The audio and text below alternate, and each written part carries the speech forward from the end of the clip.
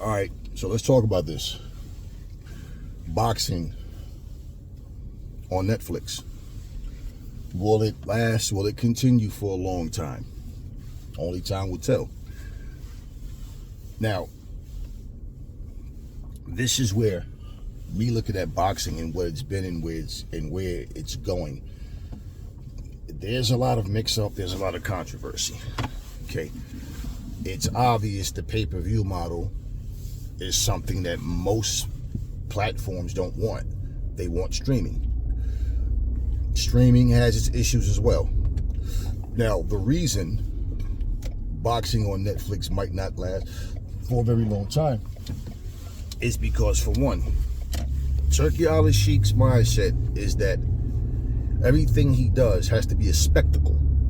Now, I'm not talking about putting on a solid card where the best fighters are going to fight each other. No, that's great. The problem is this. Look at what Turki's done on his own. Now, look at the cards that we've had on Netflix so far. They're not even close to that, which means it's no consistency. See, Netflix to boxing is not what HBO and what Showtime was. It's not that at all. Netflix, see, Showtime and HBO was about building stars and about having, fighters like you had Tuesday night fights. It was like a proving grounds type of, let's say that's what that showcasing was. That was like a proving grounds, fighters on the come up, or fighters that was once on top that got knocked down a few pegs. Okay, so that's what Tuesday night fights was, but it was opportunity. Okay, I remember, Chris Algieri, I forgot who he beat. I forgot, was it Provodnikov? However, but I think it's Provodnikov. Well, yeah, he beat one of those, he beat somebody, I think it was him. And next thing you know, he's getting in a fight with Manny Pacquiao. So, like I said, it was about building stars as well. Showtime, especially, so they showcased fights. Now, Netflix don't want to build stars. They want you to be a star already. And example, the fight of the night on their very first show was Amanda Serrano versus Katie Taylor. What was the main event? Mike Tyson versus Jake Paul. All they're concerned about is how many streams they get. They don't care about the fighters. They don't have a boxing mind behind Netflix they understand the sport and they're about building fighters' legacies and they want the sport itself to excel. No, it's all about how many streams we get. All parties involved. What was the live gate like? What was the attendance number? That's what they care about. That can be the downfall. Greed.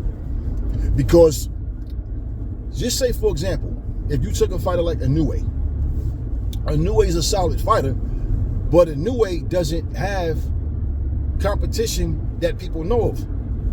And you know how, and this is the era of the casuals. You already know how that goes. Even if somebody, like real boxing fans, okay, forget fighter fans, but real boxing fans will watch boxing because it's boxing. Now, if you found a fight boring, yeah, that can happen, of course. But I'm saying they'll watch, okay, I don't know this guy, but I know who Inoue is, and they'll watch. These casuals will look and go, I don't know either one of these motherfuckers, whatever. Or I heard this guy Inoue, but I don't know this guy he's fighting. They'll tune right out. Remember, if you already have Netflix, you're paying a monthly subscription already. So you're not paying extra for this fight. So they're not losing anything. So they'll just turn from it. It was boring. I don't even know these guys. Okay? So that's one of the things that people got to understand. Everything is about spectacle, spectacle, spectacle. Let's promote this fight and let's talk about it. Bottom line, who's talking about the undercard fights? Now, when Turki was doing it without Dana White, when he was doing it on his own, okay, let's be real. he was putting much better cards together. And you were talking about the fight card, not just the main event.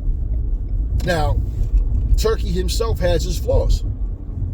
You know, even just say, for example, with Devin Haney not being in the ring for a long time, and then Ryan not being in the ring for a long time, and then they just booked 3 fights, you know, with this Times Square thing, and everything is, see, like when he says things like, when you have Terrence Crawford versus Canelo Alvarez, you don't need a good undercard. The undercard doesn't matter. Okay, you go against your own business model then. Your own logic. You said you had a vision, a different vision for boxing, and you want to put the best fighting the best, and every card will be a stat card, and then you go to that. Well, here's 2 guys that hadn't fought in a long time. One was roided up, the other one took a bad beating, and you book them. And then complain because Devin Haney moved a lot. Complain because Ryan, he lost. You know, the guys who were supposed to win lost, and the guy who was, and the one guy that won didn't look all that good. Teofimo didn't look all that good. And, you know, bottom line, you booked that. So, I mean, you can't go in there and make the fighters perform, no. But at the same time, you know, he starts with this, oh, no Tom and Jerry stuff, no time, no running around. All this, like, come on, man. You know, he talked a lot, and then he said Terrence Crawford was his favorite fighter. Well, Terrence Crawford moves a lot too when he has to. Right. So everything that you hear isn't necessarily good for boxing, just because, see, it's all about money to these people. So therefore, what I'm saying, when it comes to boxing on Netflix, there's no heart and soul. It's just Netflix. And fighters that, if they don't know who you are, the fans aren't interested. And when you look, boxing doesn't have a whole lot of superstars. I mean, Canelo is on his way out. When you look at it really, realistically, Crawford on his way out. Usyk on his way out. Tyson Fury's gone. I keep hearing rumors that he's coming back and whatever. Anthony Joshua, I mean, we don't know what version of him we're going to get. So do we really, you know, unless they're going to try to make a Anthony Joshua versus Tyson Fury, but would that be on Netflix? Don't know. But, you know, Deontay Wilder, he's on his way out pretty much. Then you got a guy like Joseph Parker who's there but gets no respect. So when you look around, I mean, the Charlos are mid-30s now, stuff like that. I mean, there's people, that's the Errol Spence. What does he have left? So when you look around, it's not a whole lot of stars. Then you got people who are solid fighters, but they get the hate. So without a Clarissa Shields, you know, without Katie Taylor or Amanda Serrano, when you look around, where are the superstars at? So basically, their business model is, when you watch us, you're going to see star power. Okay. Well, what happens when you don't have that star power? What happens when nobody cares about the card? So even when you got a guy like Jake Paul with his MVP, you know, nobody's talking about it. They just had an event the other day. Who's talking about it? Who cares about what he just did? So this is what I'm saying. You got him calling out Terrence Crawford and talking about how these guys are afraid to fight him, and this is what boxing has become, a circus, a joke, and it's just, this is where it is.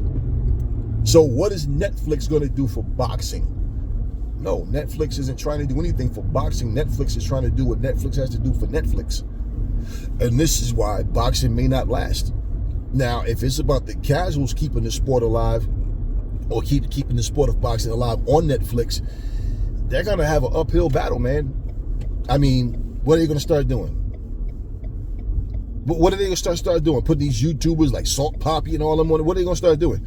Because boxing itself as a whole, man, you're talking about this guy, IShowSpeed, and all of these YouTube guys who are famous for YouTube, and you're putting these people in wrestling rings and claim they want to get in the boxing ring, and it's like, damn, you think boxing is that much of a joke that you just think you can just jump in there and beat a world-class fighter because, you know, well, look at what Jake Paul did. Right, Jake Paul is not beating world-class fighters. Jake Paul is beating has-beens and guys that never were boxers.